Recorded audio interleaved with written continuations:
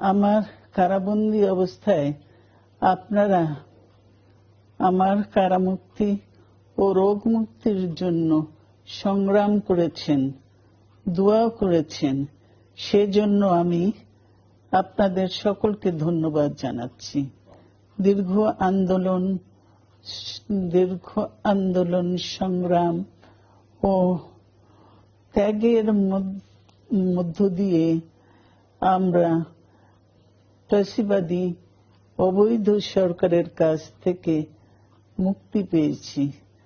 আমি আন্তরিক ধন্যবাদ জানাতে চাই আমাদের বীর সন্তানদের, যারা মরণপণ সংগ্রাম করে এই অসম্ভবকে সম্ভব করেছে। শত শত শহীদদের জানাই শ্রদ্ধা। এ বিজয় আমাদের নতুন সম্ভাবনা নিয়ে এসেছে।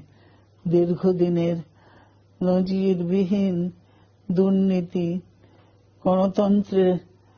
গণতন্ত্রের ধ্বংসের স্তূপের মধ্য থেকে আমাদের নির্মাণ করতে হবে এক সমৃদ্ধ বাংলাদেশ। ছাত্র তরুণরাই আমাদের ভবিষ্যৎ।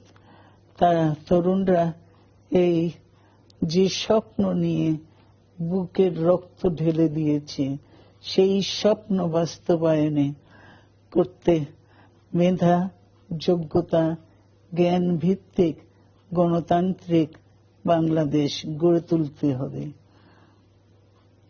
শোষণহীন সমৃদ্ধ বাংলাদেশ। সকল ধর্মের গোত্রের অধিকার নিশ্চিত করতে হবে। শান্তি, প্রগতি আর সাম্যের ভিত্তিতে আধুনিক বাংলাদেশ নির্মাণে আসুন আমরা তরুণদের হাত শক্তিশালী করি। ধ্বংস নয়, প্রতিশোধ নয়।